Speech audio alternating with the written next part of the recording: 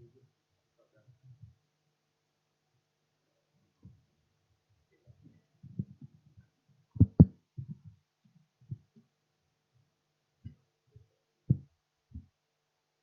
Swastiastu, Assalamualaikum, salam sejahtera, namo buddhaya, salam kebajikan. Selamat pagi, good morning, ohayo gozaimasu, hamsa hamida, swasti dekap. Best regards and appreciation for our head of Senate University of Udayana of Bali, our rector of University Udayana of Bali, Head Research and Community Service University Udayana of Bali, all deans and postgraduate director of University Udayana of Bali, head officers, organizing committee, all keynote speakers, invited speakers, distinguished guests, and all ladies and gentlemen.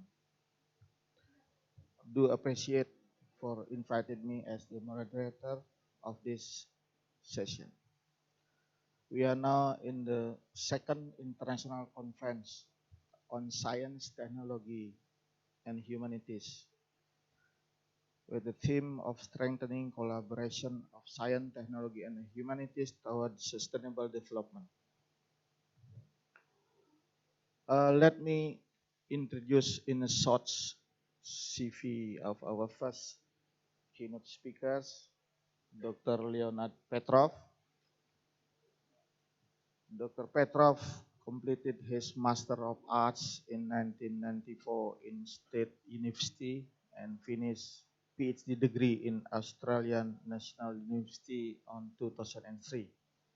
Since then, Dr. Petrov giving lecture at Intercultural Institute of California, USA, Kim Young University, South of Korea, Institut d'études publiques de Paris of France, University of Sydney, and Australian National University. At ICMS, International College of Management Sydney, as well, teach strategic intelligence, cross-national managerial, and other business-related subjects. Please, Dr. Petrov, 30 minutes of speech, the time is yours.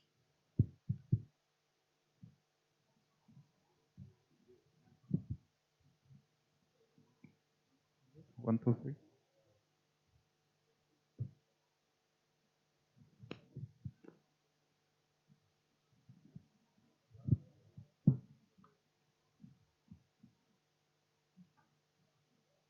Om Swastiastu.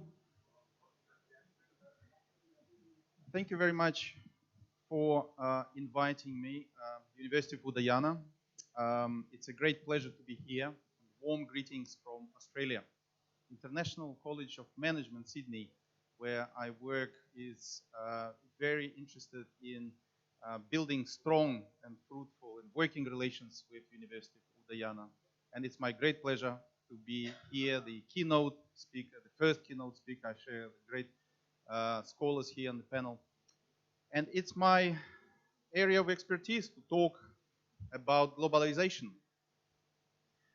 Today I'm going to discuss a very important and I believe very crucial topic. We must make a decision whether we are going to be with globalization or we're going to stay in the Cold War or the beginning of the Cold War, which didn't finish in many parts of the world. We all remember that globalization started some time ago. When exactly?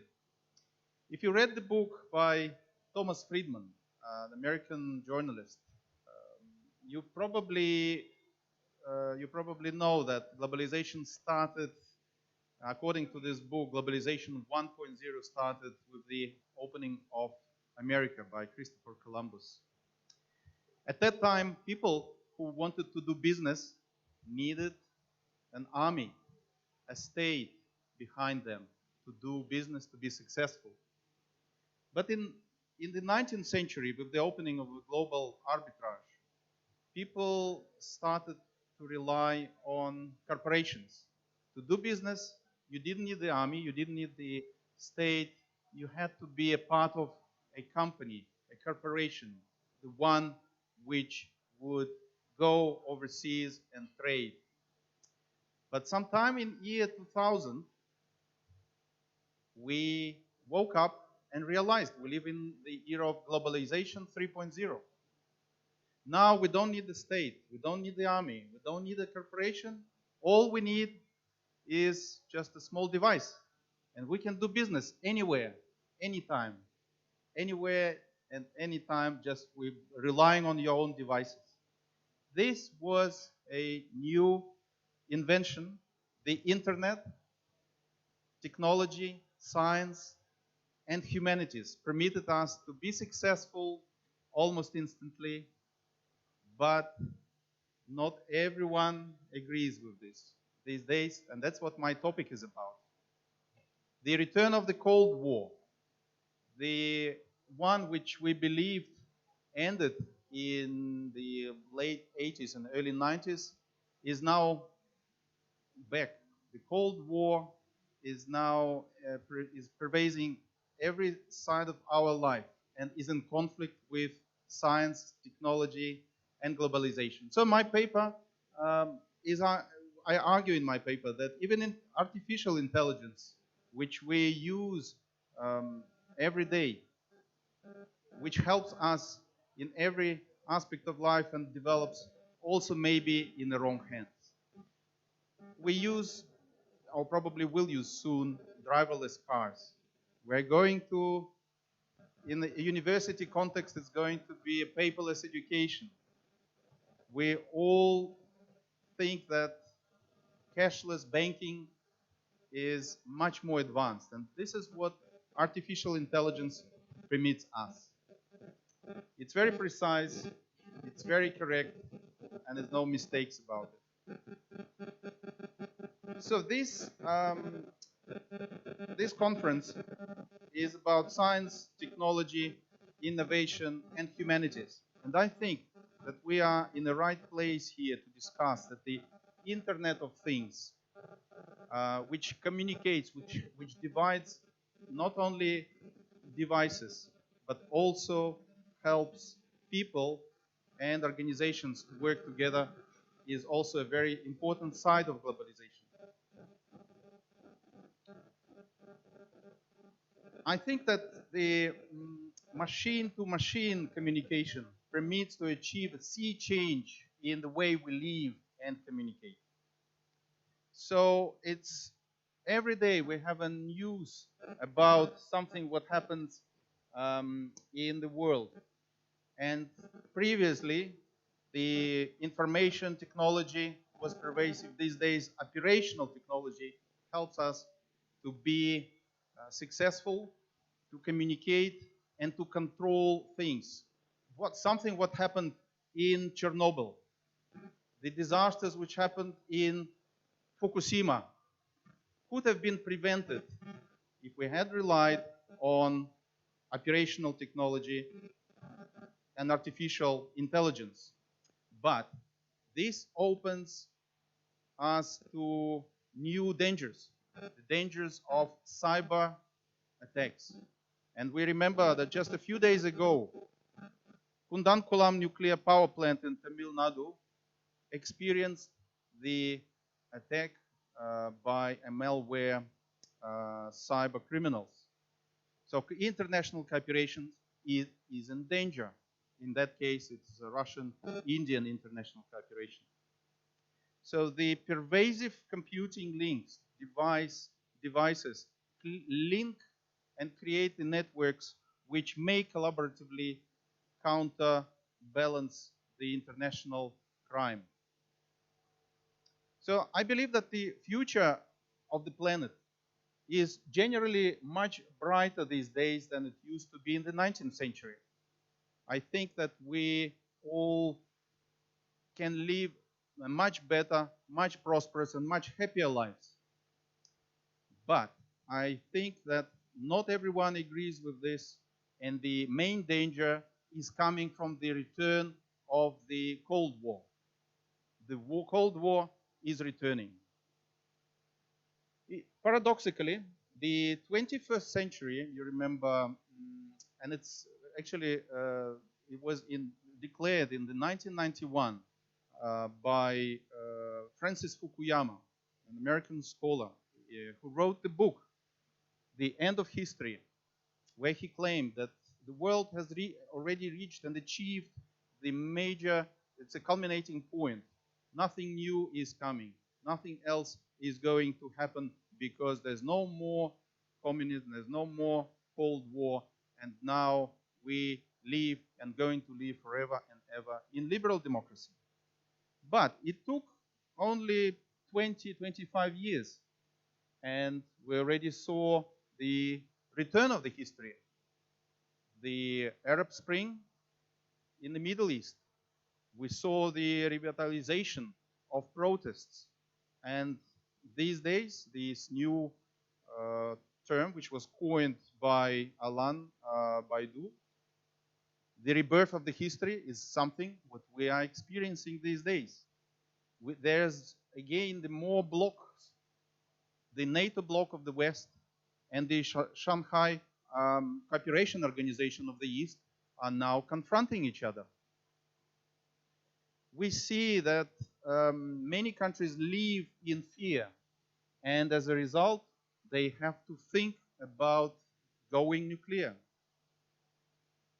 The most recent examples of countries which were really concerned about national security and about regime survival are Pakistan, North Korea, and Iran. Well, history shows that Cold War is not ended. It's not only in East Asia. These days, it looks like it's pervasive. Particularly the outmoded way of leadership. Conservative, the way which demonstrated by President Putin of Russia and President Donald Trump of the United States, who is now being impeached, brings us to the question where the world should develop. Would the previous expectations of globalization continue, or are we going back very quickly to the Cold War confrontation? The Cold War benefits the military-industrial complex. It also benefits the demagogue leaders, international leaders who want to stay in power indefinitely. Collaboration with the enemy is impossible in the Cold War atmosphere. We remember that even the Soviet Union and the United States used to collaborate in space technology. Soyuz and Apollo projects managed to get together and work, but only during the détente process. But now the prospects for many countries, particularly developing countries, is as bleak as it was when they were colonies. So leaders who invested in Cold War confrontation resort to populism. They talk about globalism, but not a real one.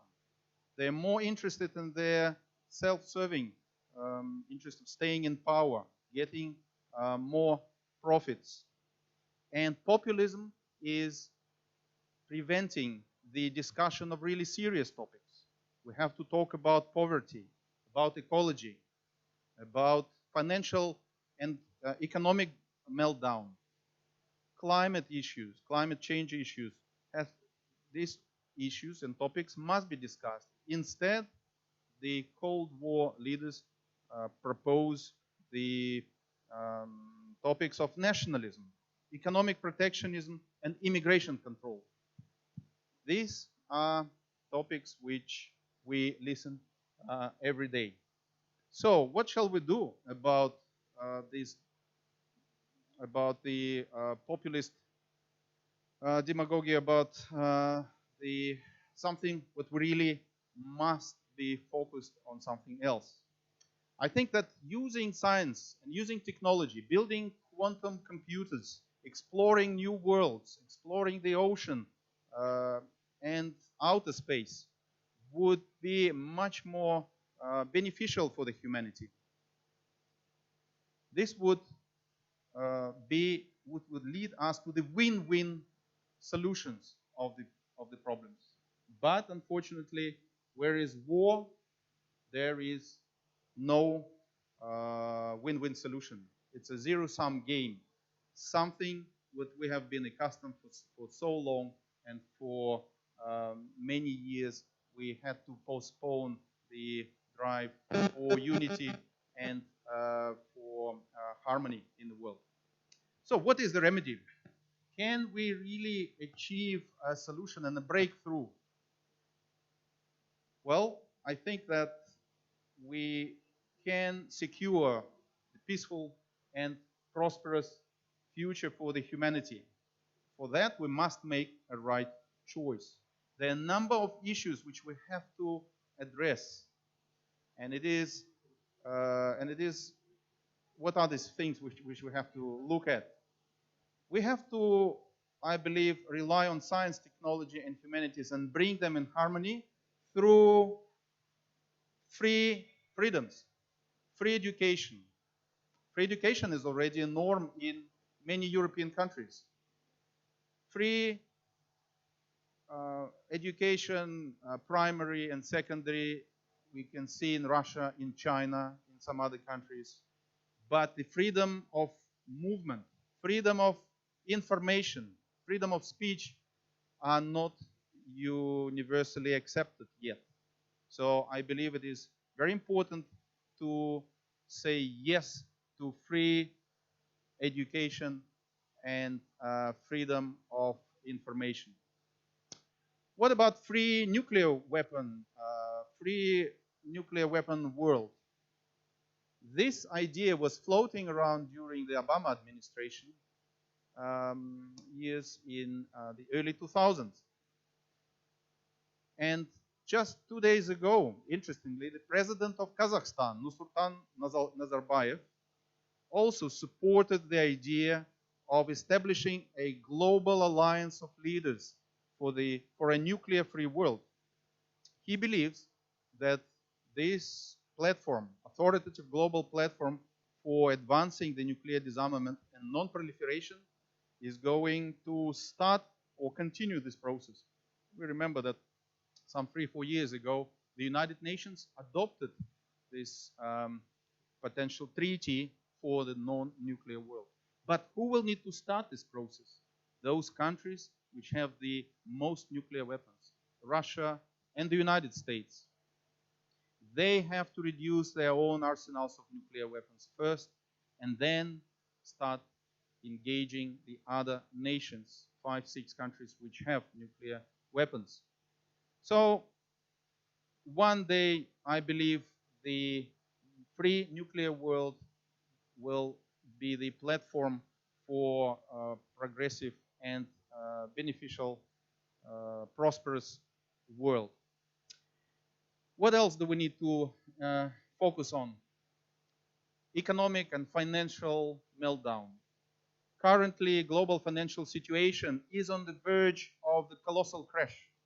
We can see these signals coming from everywhere, from Wall Street, from London. We see that the banks, particularly if we rely on the McKinsey company's global banking review, which came just a few weeks ago, 1/3 of banks and 60% of banks globally are struggling. They are not profitable. They cannot generate adequate returns for their customers and stakeholders. So McKinsey warned that the world economy has entered the final stages of the economic cycle. And even mergers, even cost-cutting measures don't help, because there's a growing problem. In fact, banks are struggling with their competitors. Artificial intelligence permitted the new participants, new entrants. Amazon, American company which used to trade with goods, now acting as a bank. The Chinese Ping An Insurance is also working as a proto-bank. So the competition which they rely on is against of the traditional banking. And banks are not prepared. They also try to rely on artificial intelligence. But the disruptive technology is something what creates the financial meltdown. And it is impossible, doesn't matter how clever the artificial intelligence is, it's simply impossible to prop up the old system. And if the greedy banks, if overzealous banks invest aggressively and buy too much of the assets, they are not going to end up well, and it will exacerbate the future financial crisis. We already experienced the global financial crisis of 2008. How many crises are coming? We can only imagine. Even the new unconventional forms of managing the crisis, like quantitative easing, is also potentially dangerous. The quantitative easing is trying to reduce the interest rate, and also it helps, it injects cash, injects liquidity into the systems, into the economies, which are on the verge of crisis or stagnation. Will it work or not? We don't know yet. And this opens new uncertainties. We are already living in many countries like Japan, for example, or Denmark, already live in the negative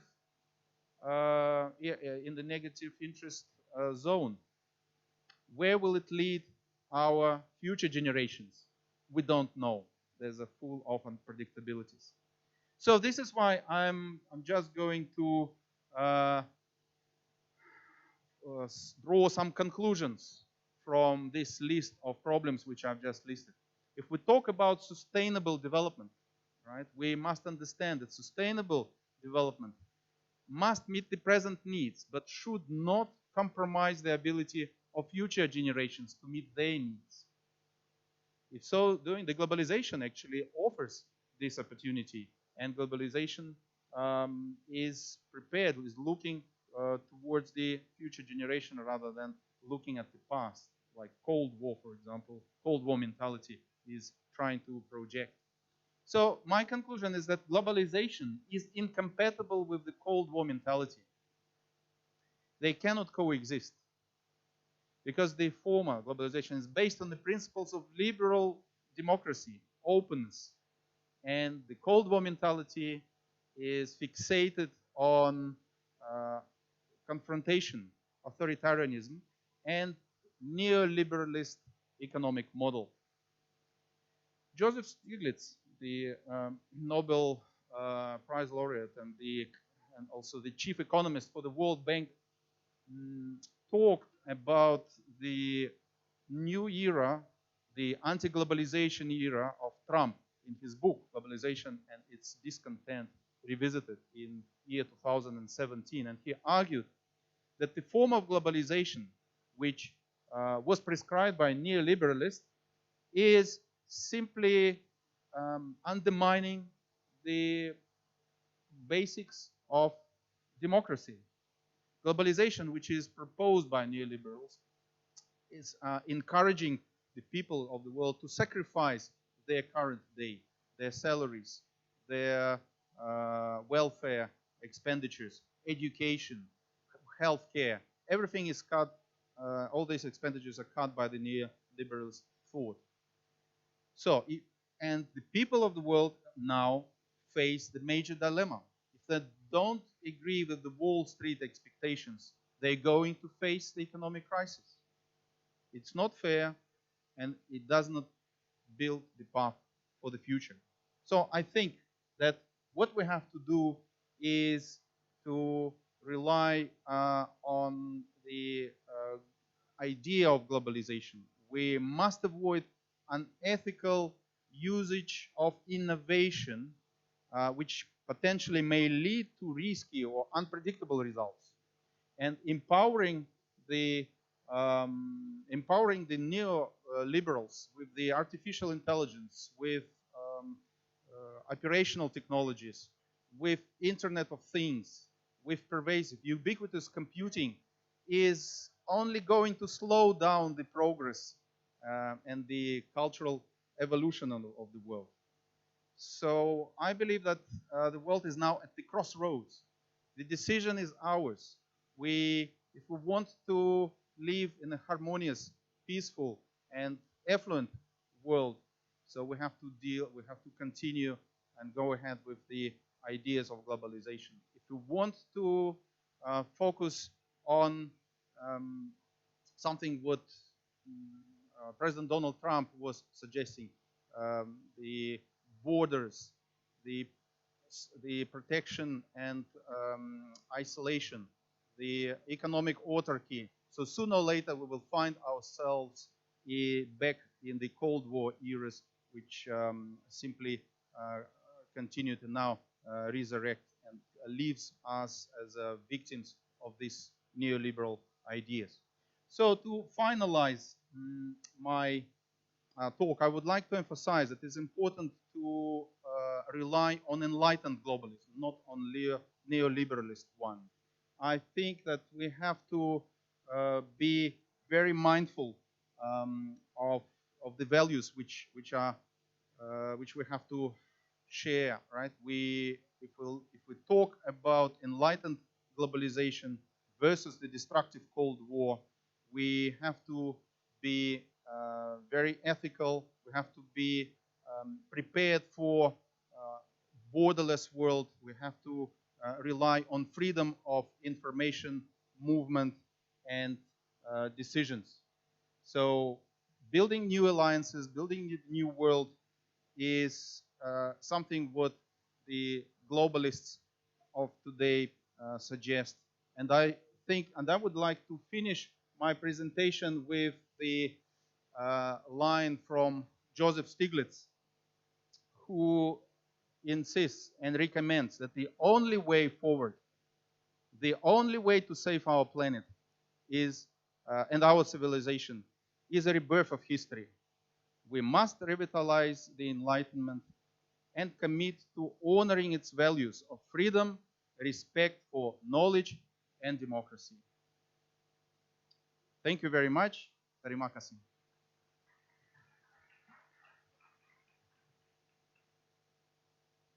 Big appreciation for Dr. Petrov for the nice, complete, and holistic speech.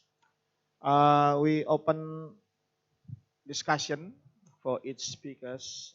If there are any from the audience, please raise your hands up, and Dr. Petrov will answer the question. Do you need a microphone to ask a question?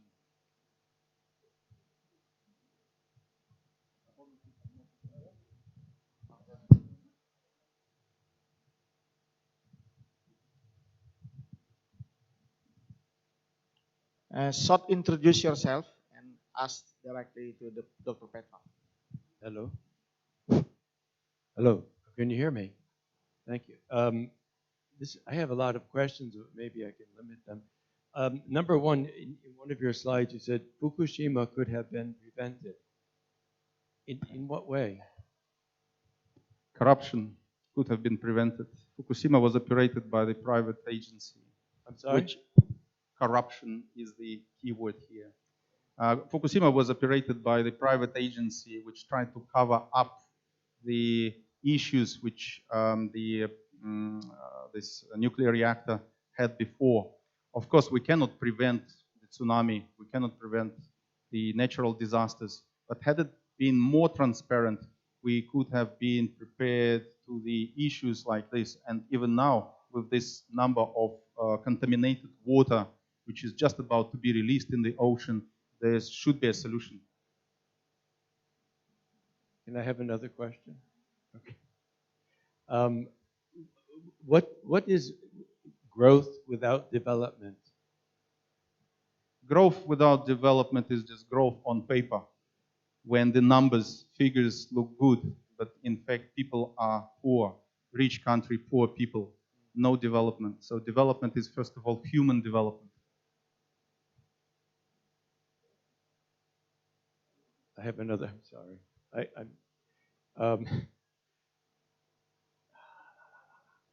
Okay, you said in the conclusion, the decision is ours, but then you talked about autocrats and how do you accomplish the decision is ours with autocrats in power? Democracy, elections, free media, independent courts, the three elements of any viable democracy would help to get rid of autocrats, dictators, and populists. Okay, one last question. I come from America, and Donald Trump is a very big problem. Yes, because on paper, we have a democratic republic system in America, and but he's more and more and more becoming an autocrat in many people's view, with the support of his right-wing crazy people. So, how does he contribute to the world's security, or damaging it? What is, in your view? What can contribute to the world security? What is he doing how does the rest of the world see him in terms of stability for the world? Well, the election of Donald Trump is, thank you very much for your great questions. It's always good to be challenged on what you're saying. I'm very grateful. So Donald Trump was elected. Some people didn't expect this to happen, but some did. And I believe that Donald Trump is not a problem itself. Donald Trump is the symptom of the problem. The United States is in trouble, as you just said, both economically and social issues. And Donald Trump is just manifestation of discontent of the people. And the problem is not gone, which means Donald Trump may be re-elected if he passes successfully through the impeachment of this time. He might be in power for another 4 years. Thank you very much. Thank you, Dr. Petrov, for the nice discussion interactively. So is there any question from the floor? Raise your hand up. Please. Short introduce yourself. Thank you. Sir. I'm Arya from Faculty of Engineering. I'd like to ask this question. First, what is the global effort that had been tried in order to control extremism, right wings, etc.? Because the conflict is started in the mind of the people. When the values in the mind of that people is in conflict with other values, it is endless. Although other things have been evolved, but something within the mind of the people has been disagree with other values. So communication on common values, universal values need to be enforced in addition to other efforts. What are the global efforts in reducing conflicts through universal values communication? Thank you. That's a very interesting question. And again, it supports Joseph Stiglitz's argument that people have been sold the wrong thing. When we talk about globalization, the neoliberal approach to it is that you have to sacrifice your today for the benefit of the future. You have to consume less, austerity measures. That's why so many people are so angry with globalization, because the arrival of immigrants, the spread of wealth, the borderless world, small economies suffer from the big economies. This is not the real globalization. The globalization itself is designed to benefit from the freedom of travel, freedom of information, freedom of investment and decision. If people are free to decide what they can do, they would be much happier. At the moment, globalization, as we see presented, it is just simply globalization in favor of the Wall Street, in favor of the small group of rich and powerful people, the military-industrial complex, corrupt politicians. They benefit from globalization of today, but not people. The global effort is designed to link the smartest, most hardworking, most talented people around the world to work together. If we work together with the usage of smart technologies, communicating day and night, collaborating without fear of persecution, of fear of being suspected of being aligned with the enemy, the world would be much more productive and effective and much more successful. So this is what I believe the global effort is about. I think that communication is the key, and I think now we have everything for this. We live in the unique era of global communication, and this is the answer. But if it's ended up in the hands of the wrong people, in the mentality, as you said, in the mind, a Cold War mentality, people and groups, then the humanity will be in big trouble.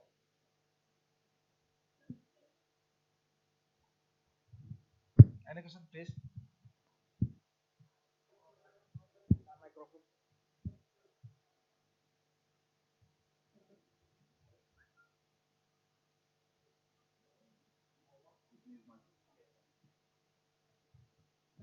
Okay, my name is Thomas Hofer, University of Innsbruck. So thank you for your clear-cut analysis. A lot of the things we observe is because people are afraid of not having enough and losing their life standards. So as a chemist, I'm involved in renewable energy technologies and light harvesting. So to what extent would unlimited energy diffuse this entire discussion? Thank you. It's a very, very good question, and I think I addressed somewhere in my slides in the list of topics which you have to address the energy, new forms of energy. Of course, Europe is known for renewable energy. In Asia, nuclear plants are everywhere. Australia is still struggling with the decision. We don't have even one nuclear plant in Australia, and a lot of sun and a lot of tide waves. But the resources which we're surrounded with, the ocean, I think is something what we can immediately concentrate on. Outer space is interesting and important. You know, the global satellite network system would even increase the level of connectivity between the people. Because right now, if you're in Africa, if we're in Siberia, your smartphone wouldn't work. But with the satellites, it's important. So talking about the ocean and Antarctica perhaps, so there are plenty of areas which haven't been properly explored. I don't think we understand fully how little we know about the ocean. And I think that international collaboration is needed. And we're lucky to be here in Bali. And Bali is part of world globalization.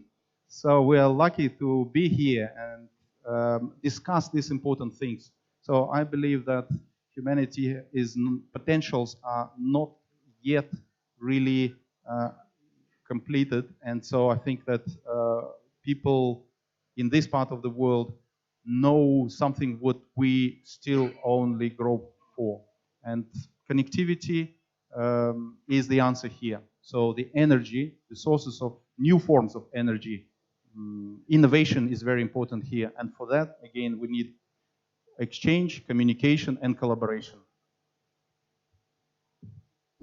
Thank you very much, Dr. Petrov. Due to the time is limited, so big applause to Dr. Petrov for the nice discussion and interactively.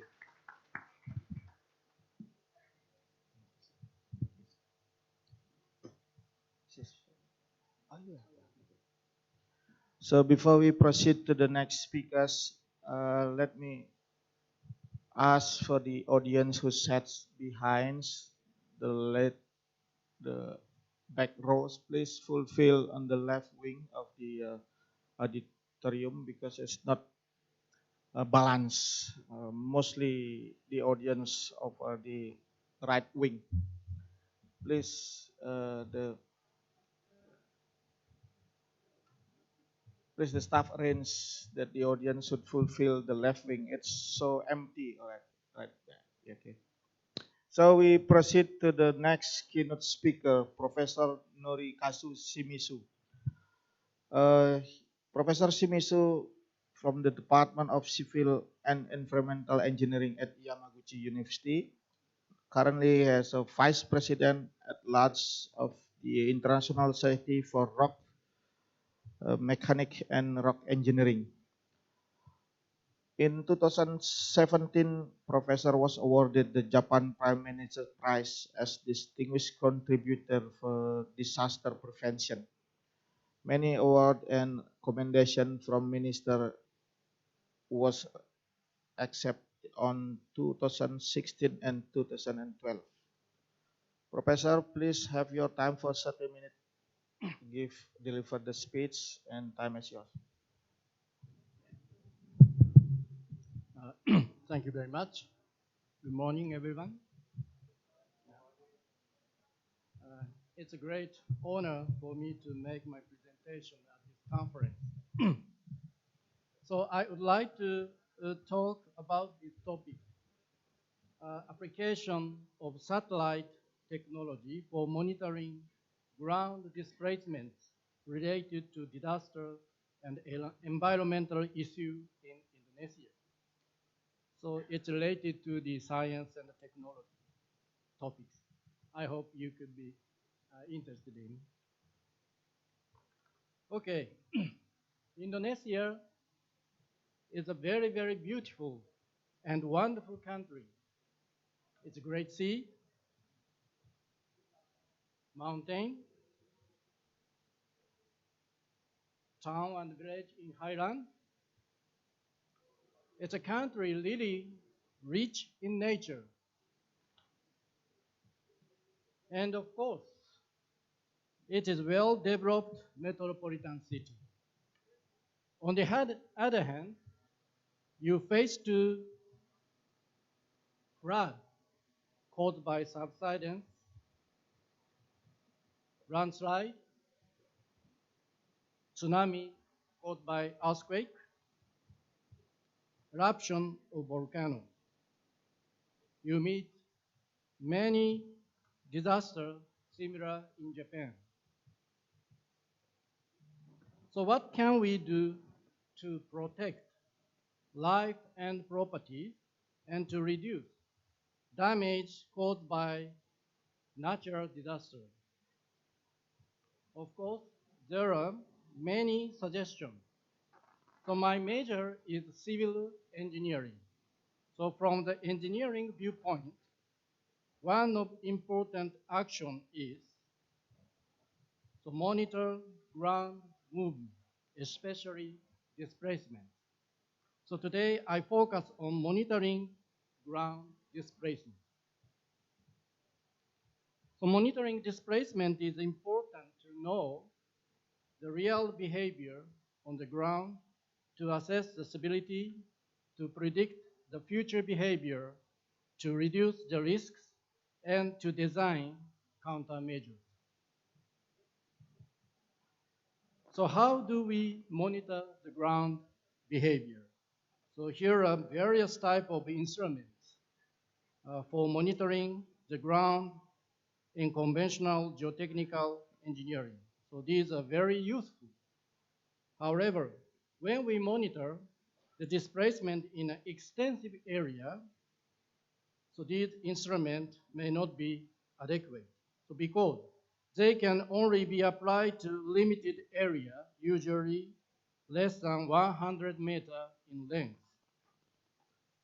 So these can not be applied for monitoring displacement in large area, that is several hundred meters, several kilometers, and more. So this was a critical issue in geotechnical engineering. So however, so if we use modern satellite technology, so this issue can be overcome. So here is a schematic diagram of a relation between monitoring instrument and target area of monitoring. So this axis of the size, this is the axis of the size of monitoring area expressed by the representative length. Small, large, and huge. So geotechnical instrument, so I showed in the last slide, is here. So those are available for small areas of less than 100 meters in length. For larger area, satellite technology, so GPS, can be applied within a few kilometers. In addition, another satellite technology, so de-insert, expand the validity of displacement monitoring to huge area. So combination of the method, the conventional method and satellite technology can cover a whole area from small to huge.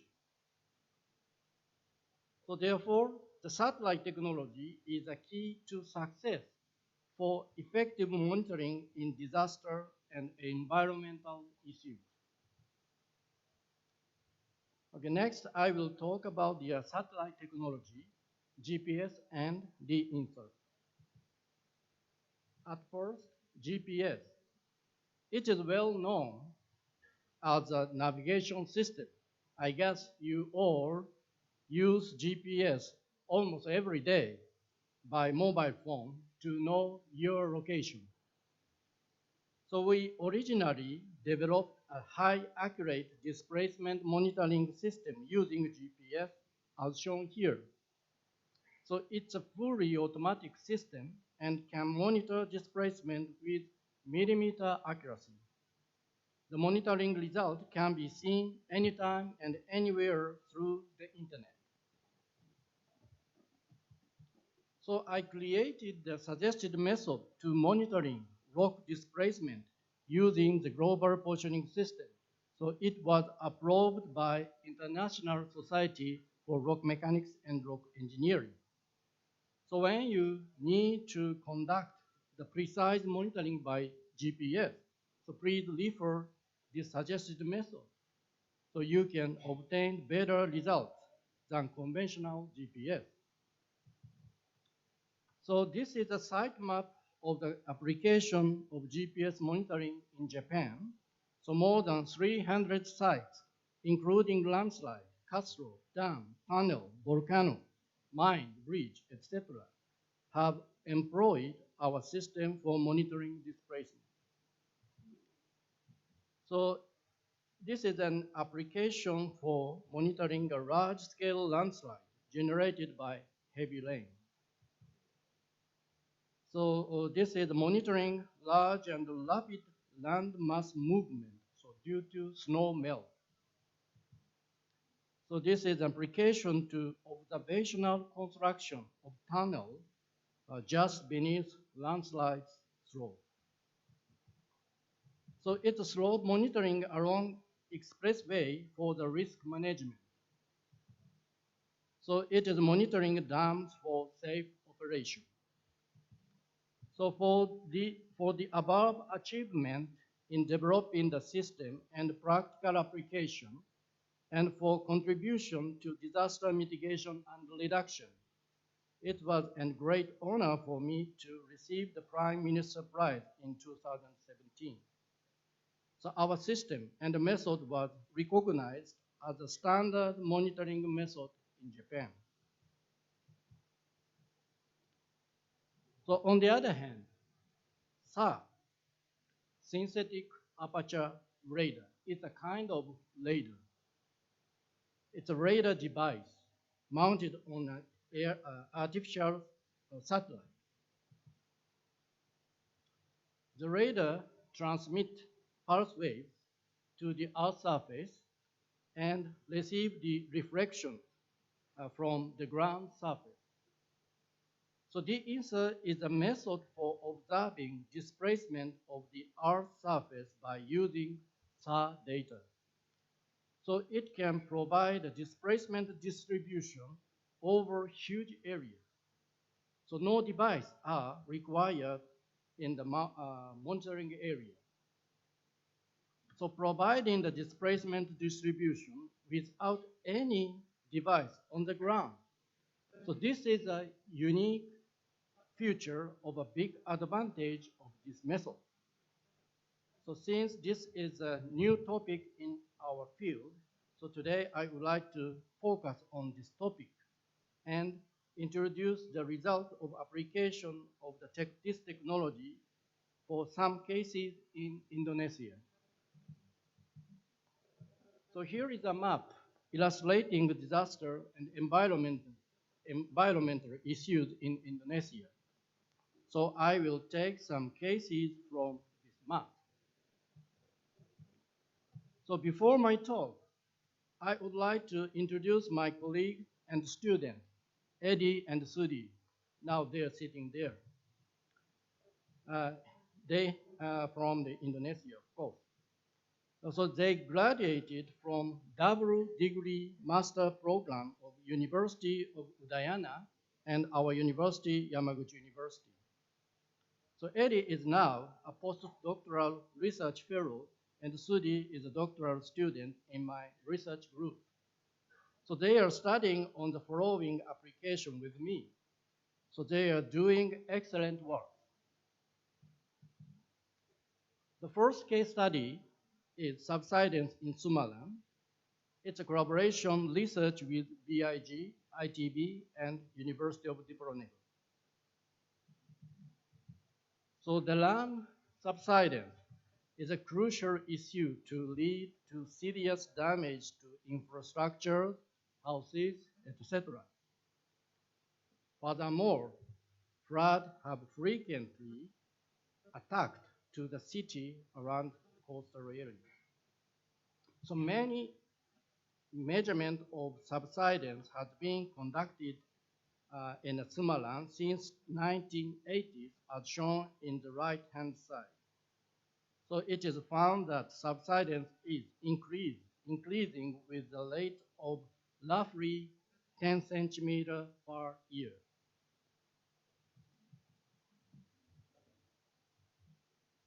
Okay, this video we took in 2017 showed the flood during the high tide at northwest coast of the city.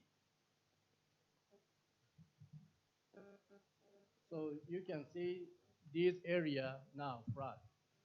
But before, this area is around. It means that Sumalan lost the ground. So the groundwater extraction by factory and residents caused by the subsidence. We applied the insert satellite radar technique to obtain the long-term subsidence and its spatial distribution. Okay, this slide shows the transition of the subsidence distribution from 2003 to 2017 in the area surrounded by dotted line, this area. The left figure shows the subsidence distribution during the 2003 to 2007. So you can see the color gradually changing. The middle is the subsidence distribution during the 2007 to 2011. And we are already changing. Right-hand side, right figure shows the subsidence in 2014 to 2017. So red color indicate large subsidence. So we found that large subsidence had occurred in the north area, near the coast. But in the in some here in the inland area also we found a large subsidence. Okay, here is a geological map. The geology of the south area, here, is a hill and mountain area. It is composed of sandstone, conglomerate, and volcanic rock. It is a hard ground. The north, this area is alluvium deposit. It's a soft ground. So let's overlap the subsidence distribution on the geological map. So it is found that large subsidence occur in the soft ground area, this area. The result coincides with the geological feature. So these are the time transition of subsidence at selected point since 2003. Okay. This point, it's stable because this area is hard ground. On the other hand, this area, the subsidence increase like this. So this is, this subsidence is during the 2003 to 2007, and this subsidence during 2007 to 2011, this and from the 2014 to at the present. So this, the rate of subsidence in this during this year, 5 centimeter per year. This 8 centimeter per year. So recent, 12.5 centimeter per year. So it means that subsidence is accelerating. Okay, let's look at this point. The point name is RMPA. Here. Okay, next issue is how the subsidence is going in future. So by using a theory of geotechnical engineering, so we can estimate the future behavior based on the monitored results so far. In this case, subsidence will be 175 centimeter at 2025. Okay, this slide shows the relationship between amount of groundwater extraction and the subsidence at this and this point. Okay, extraction of groundwater increase, the subsidence clearly increase. Okay, here is a transition of subsidence in Tokyo, Osaka, etc. in Japan. So you can find the subsidence had continued to increase until 1970. Yeah, subsidence increased until 1970. So, but after 1980, so it has become stable because the 3 regulatory law has been enforced. It means carried out in 1956 to 1967. The 3 laws was carried out. So ground extraction was restricted, and then subsidence had decreased. Of course, not only the regulatory law, but establishment of effective water supply system, improvement of the governance, financial support will be needed to reduce the subsidence. So anyway, to confirm the validation of such a scheme, monitoring should be continued. The next issue, the subsidence in Jakarta. It's a collaboration with BIG and ITB again.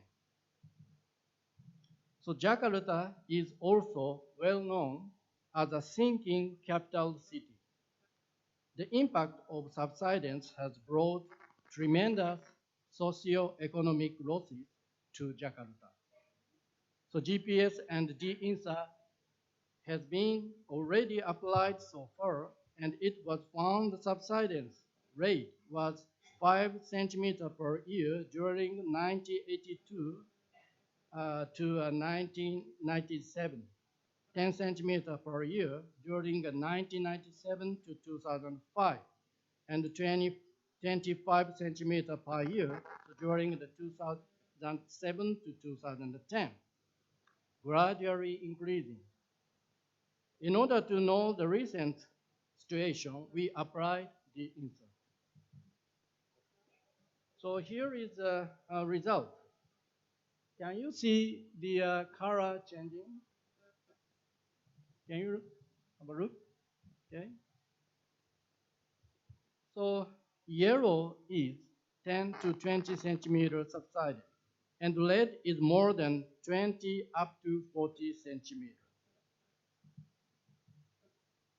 So here is a comparison of the subsidence rate distribution between 2007 to 2010 and 2014 to 2019. So generally, the rate seems to decrease. However, the subsidence is not stable and still increasing. So here is a comparison of the time transition of subsidence. Okay, this point, sorry, I can't see. So, but maybe this and okay, this point, sorry, this point, this subsidence now becomes stable. On the other hand, this point, although the descent rate decreased comparing the former rate, so 20 centimeter per year to 8 centimeter per year, but 8 centimeter per year is not small. So continuity of monitoring to update the information is highly recommended. So next case is a silent subsidence here in Bali. Are there anyone who know subsidence occur in Bali? Are there anyone? I guess quite few. But please have a look. This is our result. So can you find light blue here? Maybe we are around here, right? But this area, yes. Let's look at the transition of subsidence. Okay. In this area, there is no subsidence. However, in the downtown here and the north part of the Denpasar, we found some subsidence. The maximum rate is around 3 to 4 centimeters per year in downtown and around 2 centimeters per year in the north part. So actually, okay, watch this news.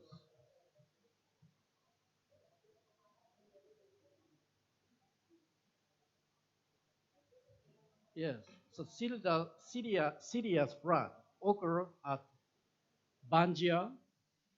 Sorry, I'm not sure the pronunciation. Banjia. Yeah, this area. This is last December, and again on the last January, like this.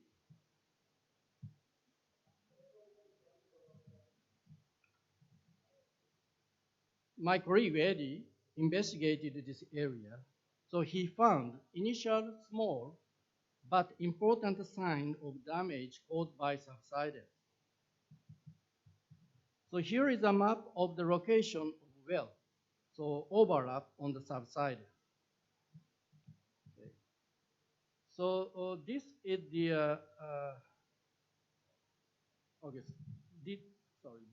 This area, this sign, okay, black point, black indicate the well, and this is a transition of groundwater extraction, and this is a transition of subsidence.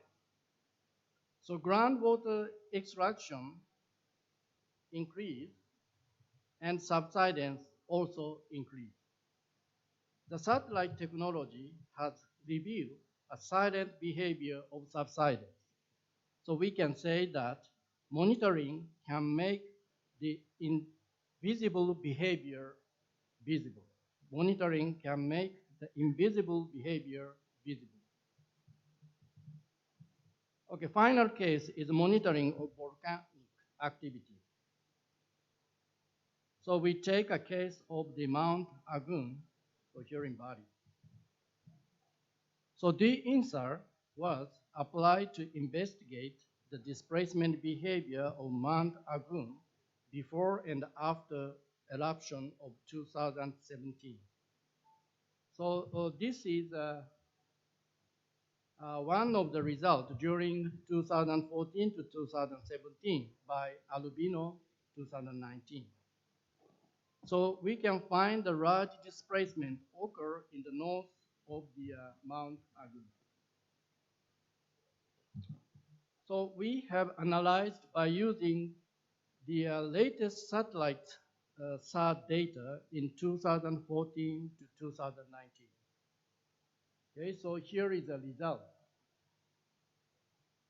So displacement in the north of the mountain, this area, increased.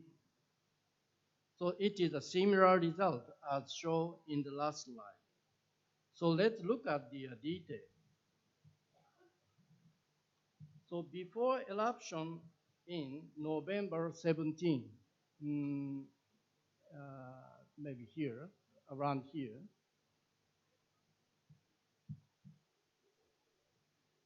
displacement began to increase largely since 2016. Okay, you can find it around here. So displacement increased.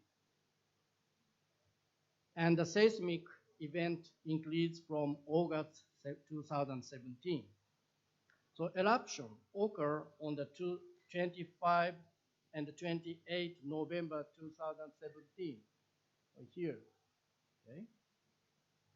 So after then, the behavior became stable, okay, like this, like this.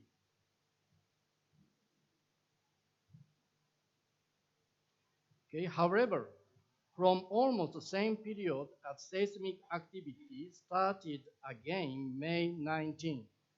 Okay, May 19th, this. The displacement began to increase again.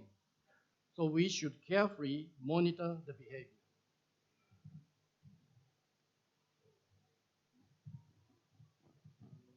Okay, so concluding remarks. So monitoring ground displacement is important to know the real situation of the ground surrounding us. So use of the satellite technology along with the conventional method will be most desirable for monitoring ground displacement. So monitoring can make the invisible behavior visible. Okay, thank you very much. Terima kasih. Thank you very much, Professor Norikazu Shimizu, for the complex, specific, and precise speech with the all multimedia and video. Please, audience, if there is any question, raise your hands up, please, over there.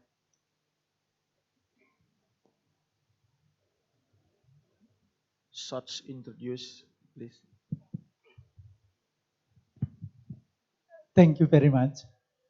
I'm Santosa from Faculty of Agriculture, Udayana University. In Indonesia, we have many problems of natural disaster, such as mountain eruption, earthquake, landslide, flooding, and so on. My question is, can we predict now when it will happen by using satellite technology? Yes, thank you very much. Thank you very much. It is a very essential question.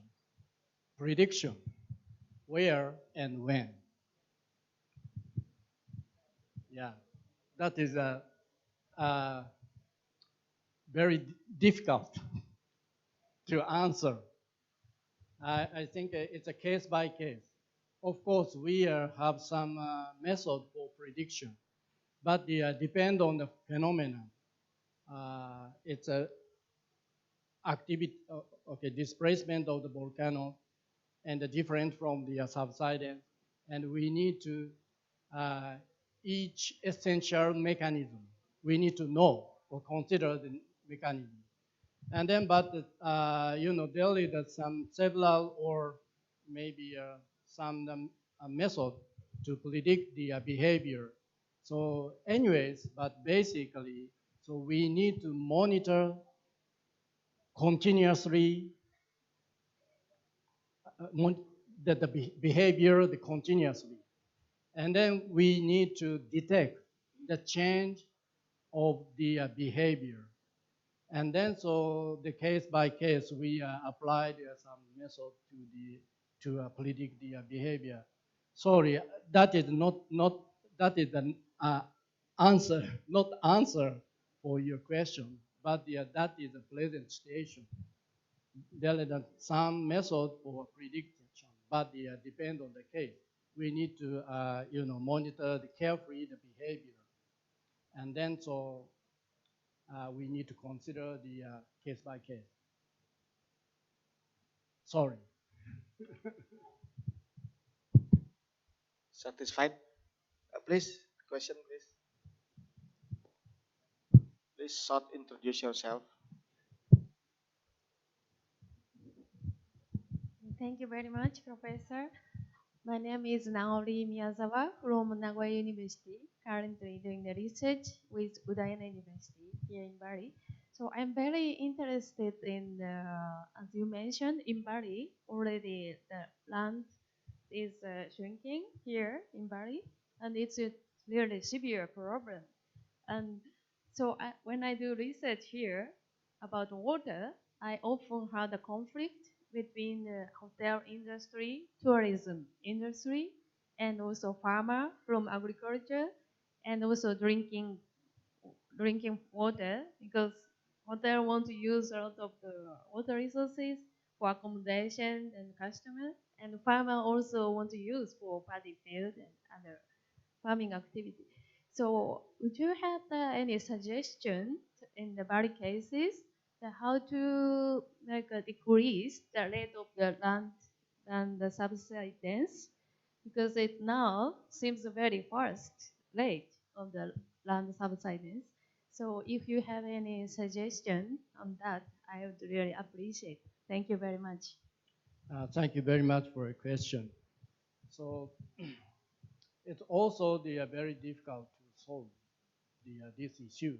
But first, everybody should know the present situation. Subsidence already occurred. That is the point. Everybody should know. And then next is, I think, it's quite difficult. Not only restriction. So it is difficult to reduce the subsidence, but everybody care about this situation. And then next is maybe so the government maybe establish the new water supply system should be planned and then constructed. And for example, the dam and some water supply system and some other such a kind of infrastructure. But as you know, it's a need cost. Of course, it's difficult to solve the quickly. But anyway, so everybody knows that situation, and then consider what we should do next. That is the point at first. The next is maybe the government or some other. Of course, a university can suggest some method to the local government and the national. At least the Japan already overcome this, issue. And then, so if there is something, so you find some idea from such a, process in Japan. Maybe it's what's it? One idea to solve this problem. Sorry, my English is not good. Okay. Sorry. Okay, please. Thank you very much. Very important aspect. And from Japanese experience, what, like you mentioned, some regulatory framework also help to stop the rate. But also, do you have any other like suggestion on that from Japanese experience? Sorry, I have no such a clear suggestion to solve this problem because this is not so easy to solve it. Okay, thank you. Yeah. So, Thomas Hofer, University of Innsbruck. My question is related to the data sets you have. The data must be ideal for machine learning applications. Sorry? The data you have from the satellites must be ideal for machine learning applications. Do you work into this direction? Sorry, I can't catch. The data from the satellites Satellite data, yes. should be ideal for machine learning analysis, like artificial intelligence analysis. Artificial? Machine learning. Machine learning, oh yeah, that is the one, issue in the field of remote sensing maybe. So, but the difficult point is, okay, the analysis is maybe, such a,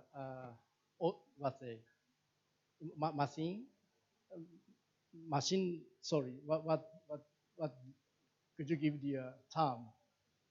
Machine learning, okay. Machine learning can support for analysis, but only analysis, data analysis. But how to use this result, that is difficult to answer by the machine. We human beings should consider how to solve such a problem. Okay. Thank you for this very interesting presentation. I'm Yasna Singh. I'm an anthropologist from Denmark.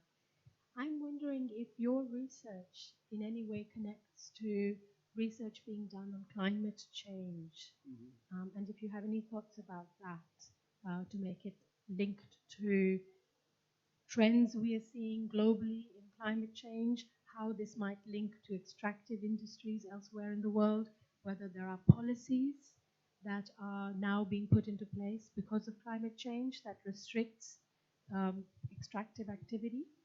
Thank you. Maybe this behavior are caused by the all maybe climate change, because we in Japan, so at the present we never experience such a heavy rain. That is caused by the climate change, and then many disasters occur. So, but sorry, your question is, well, sorry, your question is, I can't catch. Sorry.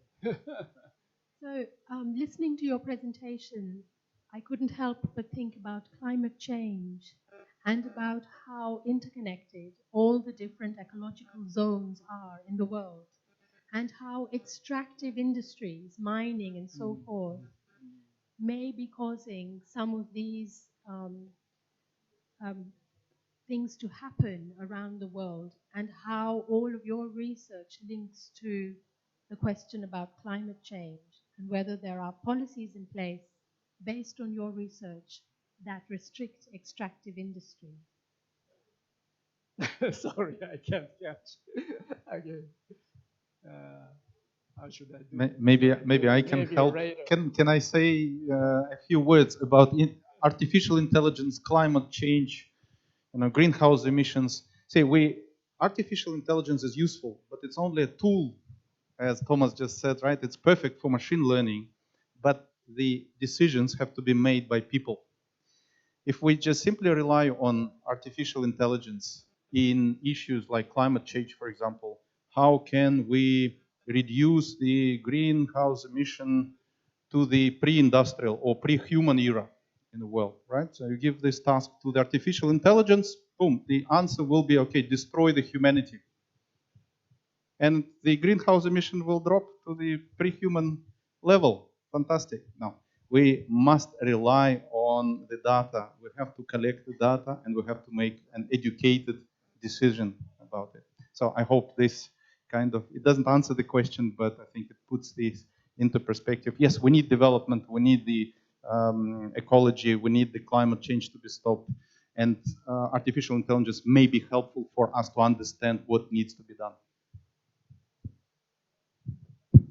Is there any other question from the audience? Yes, please.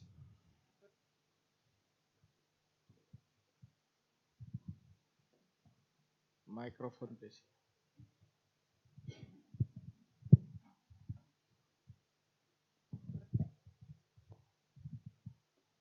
Shortly introduce yourself. Terima kasih Pak, mohon maaf Pak Moderator, saya pakai bahasa Indonesia sebelumnya. Tidak apa-apa, mohon dibantu nanti ditranslatekan ke Bapak speakernya.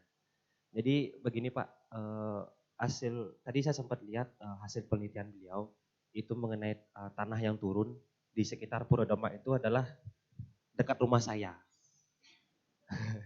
Saya di Imam Bonjol tinggal. Nah, saya merasa di Jalan Imam Bonjol itu setiap musim hujan itu pasti banjir seperti itu. Karena saking dulu kita tahu Jalan Puradoma itu sangat banyak sawah, Pak. Saya naikin layangan di sana setiap hari dulu. Tapi sekarang saya kalau naikin layangan di sana, layangannya nyangkut di rumah orang seperti itu, Pak. Saya udah nggak bisa lagi. Nah, sekarang pertanyaan saya sebenarnya bukan bertanya, tapi apa solusinya, Pak? Dengan banyaknya pertumbuhan pemukiman di sekitar Jalan Puradoma itu, kita bisa mensosialisasikan kepada para warga, apakah bisa tetap menggunakan sumur bor, karena kan masing-masing rumah itu ada sumur bornya Pak, seperti itu. Saya ingin minta solusi atau pendapat dari beliau. Terima kasih Pak. Professor, the audience... Sorry, Eddie and Sudi, can you answer? No? So, Professor Zimizu, the audience asking regarding the land subsidence around Denpasar because his house around Denpasar at Imam Bonjol Street frequently flood during the heavy rain. He asked regarding the solution because many people around surrounding the neighborhood and many water pipes suck from the land. Please. From the viewpoint of a mechanism, stop the extraction from the mechanism. But I think it's impossible because you need the water. So anyway, carefully extracting, not too much, at least. And then also, the all residents living there. So, we tell the government the situation, and then so insist the improvement of this situation.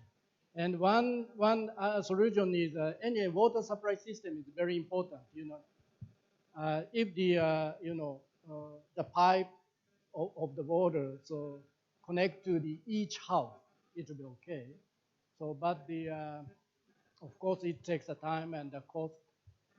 And sorry, I can't say any effective countermeasure at present. So, anyway, consider together, and then so find the good solution. Thank you very much. Jadi intinya Profesor sangat sulit memberikan solusi yang eksak, tapi sarannya mungkin air yang diambil dari tanah dibuat seperti jaring sehingga hanya satu buat berbanyak. Nah, kalau menghalangi hak untuk mengambil air mungkin agak sensitif di human rights. Mungkin ya, lady in blue please. Probably the last question because of time limitation.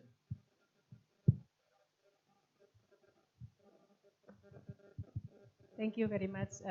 This is a very interesting explanation. Thank you very much. I am Dewi from Faculty of Economics and Business, but uh, I'm not much comprehend with the civil engineering. But maybe all of us experience natural disasters. If I'm not mistaken, you said that monitoring devices can make invisible behavior become visible. And I'm not mistaken, you said that there is a region that don't need monitoring devices, if I'm not mistaken. So can you explain us how can we know that there is a region or one region is not don't need monitoring devices? Okay, then we said that okay, I'm staying or I'm live in the safe region. Thank you very much. Can you catch it? You mean the How can device? we know? Yeah. How can we know that there is a regions that don't need monitoring devices? So can we know that? So we know that okay, I'm living in a safe region. Okay. Thank you very much. In this technology, the SAR, so anyway, the satellite, move all over the world around the us, and then so that in our case we use the Sentinel. It's the name of the satellite. It's organized by the European Space Agency. So they provide this data by free through the internet. Okay, and then so that satellite observe the data for all of the world, all over the world. And then we select the data, so observing this area, and then download.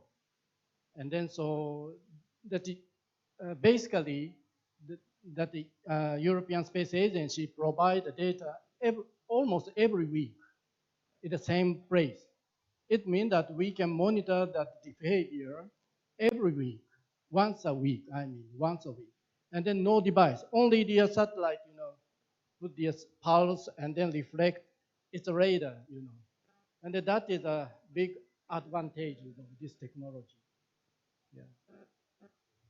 And the behavior is not changed. So I mean that all of the years, this region is safe for us, or maybe in 1 week it's safe, but in another year it can be not safe for us anymore. Sorry. The monitoring devices can know about okay, this is the safe. Yes. This it's a satellite. Okay, satellite. Yes.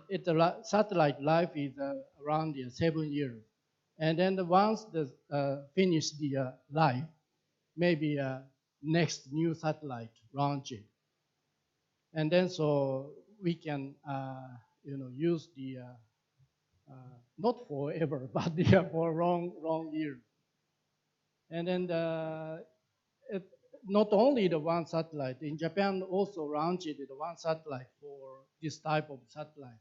In the Canada and the German and Italy, but the only European Space Agency, that satellite data is free of charge. The other one is, we need to some payment. But this technology is basically data is free of charge. The program for analysis, some group provide a free program, and then so basically we can monitor the such a behavior by free. Only technology we need.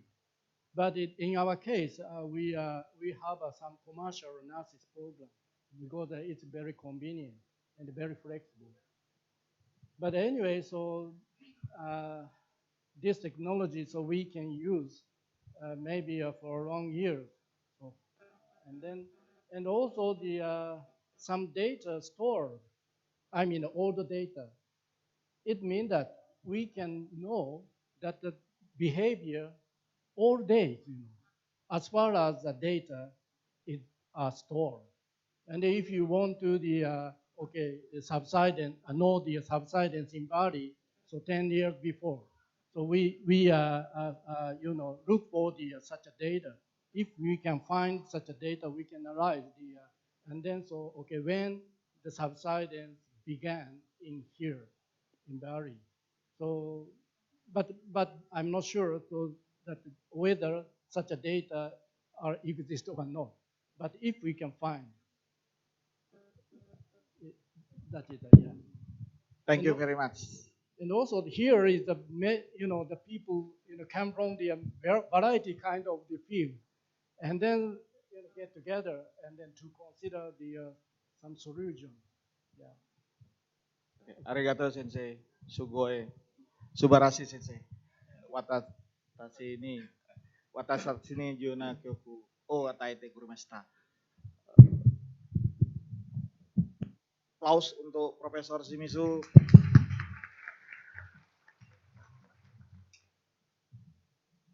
Oskari samadesta.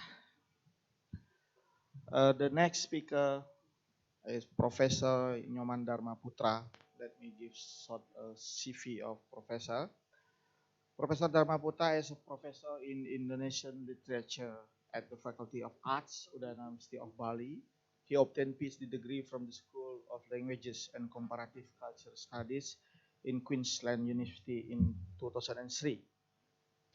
A part of teaching literature and culture of Faculty of Arts, Professor Dharma Putra also teaches tourism subject at Master Program Tourism and Doctoral Program of Tourism Udayana University. Professor Dharma had been the headmaster of Program of Tourism for 4 years until January 2018. His research interest includes Indonesian literature, Balinese literature, Balinese culture, and also tourism. Please, Professor, 30 minutes for delivering the speech, and the time is yours. Yeah, thank you, Chairman. Also, thank you for participant for being attending this session. First of all, I would like to express my deepest appreciation to the head of Research Center and Social Service of Udayana University, Professor Raimaya, who gave me a chance to share my research experience and also research problem in this very important conference. I take my liberty to talk about literary tourism. This is because of academic and personal interest. My academic background is, as already mentioned by the chairman, is literary studies. So my undergraduate, my master program, as well as my PhD, all are in literary studies. But since I was a student at Udayana University, I had an experience as a journalist in the local newspaper and covered a lot of tourism events, including the early development of Nusa Dua resort area. And also in the last 4 years, I had, it's no longer now, head of the master program in tourism studies. So with that background, I try to share my experience and also some problem in doing literary tourism. I believe that the literary tourism probably an interest of my colleagues who are doing literary studies and also those who are doing tourism studies.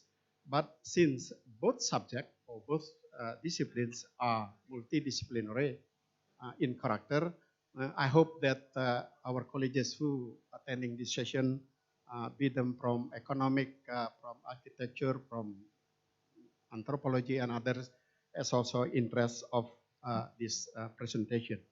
Let me start with pointing your interest into the pictures of my slide. Some of you probably familiar with her faces. Her face, she is Julia Robert, who starred the Eat, Pray, Love movie, and he was riding a bicycle in Ubud in the best in the box office Hollywood film. And these pictures well represented the combination of literary studies and literary studies and tourism studies, which is I will discuss in more detail later on. And this is the scope of my presentation. I'll try to identify at least 4 areas of studies of literary tourism as a combination of both literary studies and tourism studies. That area could be developed further and it's still open for discussion. And the aims of my presentation is to see how literary studies contribute to tourism studies and vice versa. And the background is really the fact that many literary works get an inspiration from tourism activities. And if you remember the novel It Prelab, it is certainly a work based on the journey or the traveling of the character by leaving United States, her home country, into Italy, India, and Indonesia, which is, according to the writer, it is coincidentally 3 countries which first character is similar, which is India, Italy, and Indonesia. And the other thing is also a lot of tourist destination became famous or make use of literary related matter to become a popular tourist destination. I will talk in more detail later on. But first, let me give you an example. Not only the novel It Prelab get an inspiration from tourism activities, but also the novel then make at least Ubud village where the story was set become more popular. And if we look at the year of the publication of the novel, which was 2006, but the writer, the Elizabeth Gilbert, came to Ubud in 2003. And 2003 and 2006 is very important year in the current history of Bali tourism, because 2003 was the time after the Bali bombing, the first Bali bombing in 2002, and 2006 was also 1 year after the second Bali bombing. And the coming out of the novel gave a very important promotion for the Bali tourism. Let alone the movie itself. It's kind of regain Bali from the confidence market as a tourism destination. The other thing, if we look at the local or national example, some of you probably remember the novel Laskar Pelangi or Rainbow Warriors. It is set in the Belitung in Sumatra, over there. And after the popularity of the novel, the place where the novel was set, it also became very popular and now become one of the most popular tourist destination in Sumatra. So everyone liked to go there, and if they came there and they didn't visit the place where the movie was set, they seems as if they cannot climb that they been to Laskar Pelangi place.